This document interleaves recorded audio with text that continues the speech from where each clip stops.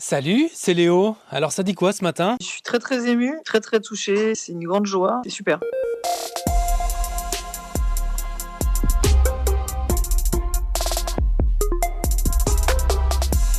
Et moi je suis très très gêné parce que je l'avoue, moi, je fais partie des rares qui n'ont pas encore vu le film de Justine Triet que tu viens d'entendre.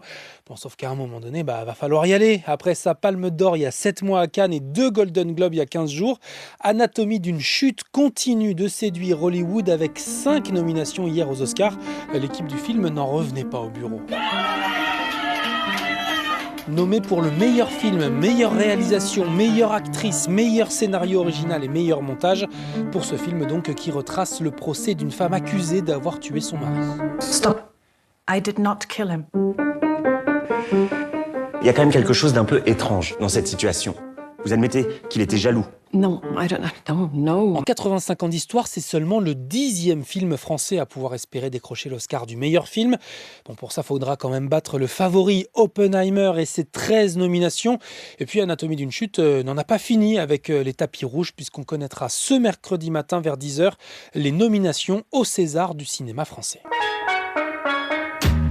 Et ça, c'est dans la BO du film, une reprise de 50 Cent, qui elle aussi mériterait récompense. Je t'en parlais hier, les blocages des agriculteurs continuent ce mercredi et ce malgré cet accident mortel hier matin en Ariège. Une agricultrice de 35 ans et sa fille de 12 ans sont mortes percutées par une voiture sur un point de blocage. Alors ce matin, 3 personnes sont toujours en garde à vue pour homicide involontaire. Et maintenant, le gouvernement qui veut absolument éviter une crise du genre des Gilets jaunes s'affiche encore plus à l'écoute. Des annonces doivent être faites d'ici vendredi. Les agriculteurs espèrent une baisse des charges ou encore la fin d'une concurrence qu'ils estiment déloyale en Europe.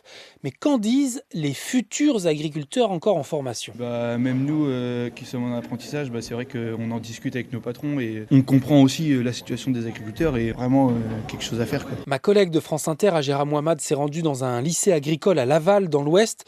Elle y a par exemple rencontré cette élève qui, elle, est plutôt favorable aux normes environnementales dénoncées par ses aînés. On est aussi une génération qui a plus conscience des enjeux sociaux, environnementaux. Je trouve ça normal en fait qu'on soit dans une profession qui soit réglementée. En revanche, ce qui n'est pas normal, ce sont les revenus des agriculteurs qui ne suivent pas. Sur ce point-là, tout le monde est d'accord. Parce que quand on remet le temps d'heures passées au salaire qui sort à la fin du mois, il y a une incohérence quand même. La colère des agriculteurs, on suivra ça ces prochains jours dans Ça dit quoi. Dans le reste de l'actu aujourd'hui... Tu es pour ou contre l'avortement ? L'IVG sera-t-elle inscrite dans la Constitution française cette année ? L'Assemblée nationale commence à étudier le texte cet après-midi et votera mardi prochain.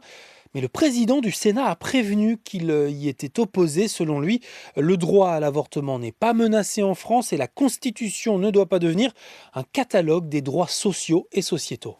Si la femme est enceinte, je suis pour. Par contre, si elle ne l'est pas, c'est inutile qu'elle se fasse avorter. Enfin, je pense. Tiens, en parlant avortement, aux États-Unis, le président Joe Biden était en campagne hier soir en Virginie, près de Washington, où il a accusé Donald Trump de vouloir encore restreindre ce droit des femmes. Ça n'a pas empêché son prédécesseur de remporter la 2e primaire républicaine cette nuit dans le New Hampshire, ce qui le rapproche un peu plus d'une désignation en tant que candidat pour la présidentielle de novembre prochain. Moi, j'ai une mauvaise nouvelle pour les supporters de l'Algérie. 1, 2, 3, c'est déjà fini. Défaite 1-0 hier contre la Mauritanie pour la 2e fois d'affilée. Donc, les Fennecs sont éliminés dès le premier tour de la Coupe d'Afrique des Nations. Ce soir, c'est les derniers matchs avant les 8e avec notamment le favori marocain contre la Zambie à 21h. Si t'es plus rugby... Ça fait quoi d'être le chouchou du pays ? Tu peux te caler devant la nouvelle série Netflix. Le tournoi des 6 nations détermine quelle équipe est la meilleure d'Europe. 6 nations au contact sera mise en ligne ce mercredi à 9h01. Une série documentaire qui a suivi les 6 capitaines du dernier tournoi remporté par l'Irlande. Et on y voit donc Antoine Dupont. Tu sais que c'était, t'avais pas le droit au moindre faux pas. C'est signé des mêmes producteurs que la série à succès Formula One Drive to Survive, donc très attendu, autant par les spectateurs que par Netflix qui vient d'exploser les attentes en révélant avoir gagné plus de 13 millions d'abonnés pendant le 4e trimestre 2023. Stratégie payante, tu peux plus partager ton compte avec tes potes ou avec la famille, donc tu fais peut-être partie de ceux qui ont été obligés de se créer un nouveau compte pour terminer ta série préférée. L'abonnement le moins cher, à moins de 6 € par mois, mais avec de la pub, a également participé à ce succès. Tu te fous de ma gueule? T'as de mon cul, ouais. Ouais, ça c'était CJ Cartman, c'était Léo de France Info. Allez, ciao.